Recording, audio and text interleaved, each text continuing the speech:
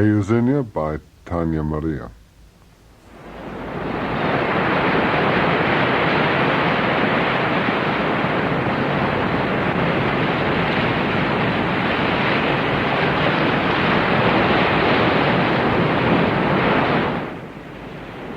You listen to Castaway's Choice. I'm John McNally. Our Castaway is writer-director Joel Oliansky. Joel, you're in Hollywood and you're starting to write, which is what you want to do. Is that what you remain doing for a while? Did you start doing other things? No, the that's what I have remained doing. I think it's unfortunate as far as I'm concerned. I love to direct. I hate to write. But I seem to be. I was fortunate enough to win a number of awards fairly early and to be overrated fairly early, and it continues. I hope nobody's listening to this program. But you both worked in the motion picture form and the television form. Well, I went into television very specifically because that was where I would be allowed to direct, sort of as a favor, and that, in fact, is what happened. I started out with a deal that if I'd write 3 Daniel Boones, I could direct a 4th, and that's how I got my guild card. And it sort of continued that way for a while. But you have directed a motion picture? Yes, 2, as a matter of fact. The Competition? Yes, The Competition was the first one, and another one, an American Playhouse that was just on recently, called The Silence at Bethany.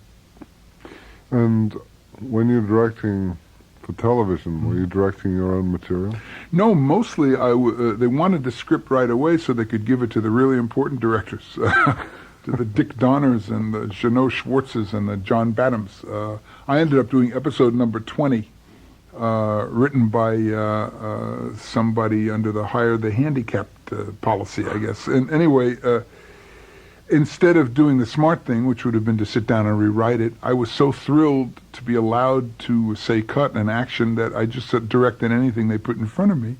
Consequently, I have a whole string of rather mediocre 1-hour episodes. And now and then, there was a show I created called The Law, which introduced Judd Hirsch and to the world in general, and had a wonderful cast, Gary Busey and Bonnie Franklin and John Hillerman. And I did write and direct episodes of that, and that was the closest thing I'd been to total control until The Competition came along. Of course, you won one of your Emmys for the Law. Yes. Now, on The Competition, you wrote and directed. That's correct. Yeah, well, I was then at the point where it was pure blackmail. If you want me to write, you have to let me direct. That's sort of what it got to.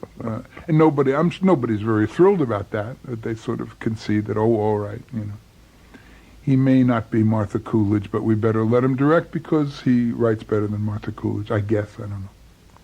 You've chosen Prokofiev, Concerto number 3, from the soundtrack of The Competition. Yeah. Well, that has a lot of sentimental value because it was the one chance as a frustrated I shouldn't call myself a frustrated musician. I'm a frustrated non-musician who wishes he were a musician. The one chance I ever had to manipulate music to a certain degree by being in charge of the film so that I could talk to the conductor, Lalo Schifrin, and through him to the Los Angeles Philharmonic and Daniel Pollack on the piano. It's just sort of what I had in mind for this particular rendition of this particular wonderful piece of music, and